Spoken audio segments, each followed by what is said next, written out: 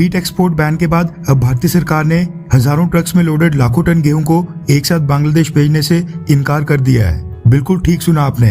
दरअसल हुआ ये कि भारतीय सरकार ने 13 मई को व्हीट एक्सपोर्ट बैन की घोषणा की थी, लेकिन इसके साथ ही भारतीय सरकार ने यह भी बोला था कि 13 मई से पहले जिन भी भारतीय ट्रेडर्स ने विदेशों से गेहूं के एक्सपोर्ट के ऑर्डर्स ले लिए हैं, जिन भी ऑर्डर्स की पेमेंट हो गई है, यानी कि 13 मई से पहले जिन भी गेहूं की डील्स के लेटर ऑफ क्रेडिट जारी कर दिए गए हैं, उस गेहूं की शिपमेंट को विदेशों को एक्सपोर्ट करने दिया जाएगा।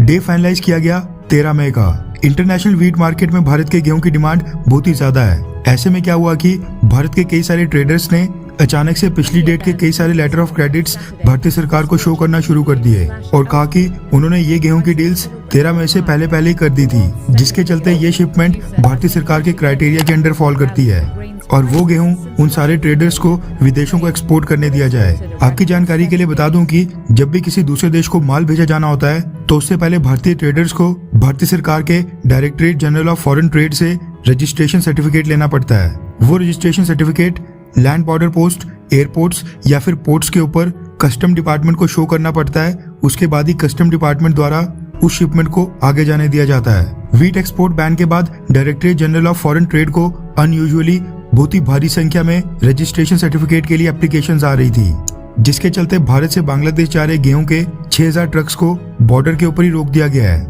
रेफरेंस के लिए आपकी स्क्रीन के ऊपर द इकोनॉमिक टाइम्स के आर्टिकल का स्क्रीनशॉट है, जिसके मुताबिक बांग्लादेश जाने वाले गेहूं के 6000 ट्रक्स बांग्लादेश के साथ लगते बॉर्डर के ऊपर ही रोक दिए गए हैं और उनको आगे जाने की परमिशन नहीं दी जा रही है।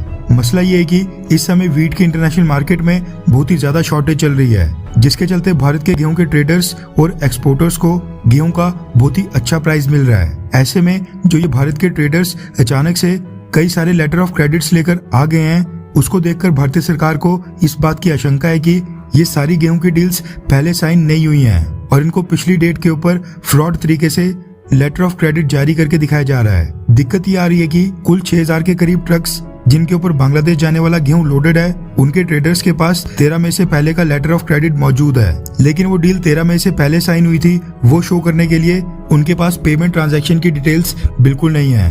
लेटर ऑफ क्रेडिट को बेहद आसानी से बैकडेट किया जा सकता है। आज भी इंडिया और बांग्लादेश के ट्रेडर्स 10 महीने पहले की डेट का लेटर ऑफ क्रेडिट जारी कर सकते हैं, लेकिन वो डील एक्चुअल में साइन हुई थी, उसके सबूत के तौर के ऊपर चाहिए पेमेंट डिटेल्स, जिसमें साफ तौर पर शो हो कि बांग्लादेश के इंपोर्टर्स ने भारत के ट्रेडर्स को मई 13 से पहले पेमेंट कर दी थी। कुछ ट्रेडर्स इसके लिए बहाना मार रहे हैं कि 12 मई को लेटर ऑफ क्रेडिट साइन करने के बाद बांग्लादेश से पेमेंट इसलिए नहीं आई क्योंकि 12 मई को थर्सडे था, जबकि बांग्लादेश में फ्राइडे और सैटरडे का वीकेंड होता है, जिस दिन बैंक्स बंद होते हैं, और उनके अगले दिन संडे के दिन बुद्ध पूर्णिमा थी, जिसके लिए बांग्लादेश में वहाँ पर छुट्टी होती है, यानी 3 दिन तक लगातार बैंक बंद थे।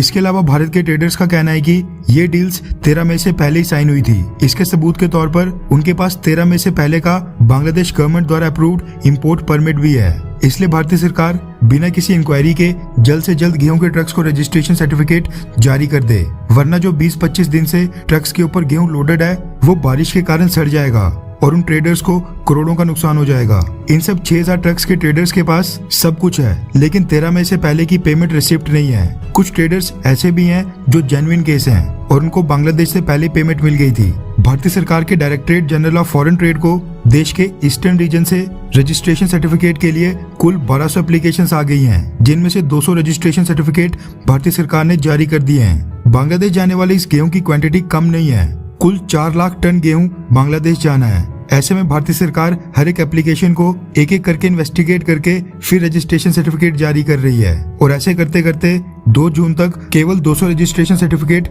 जारी हो पाए थे।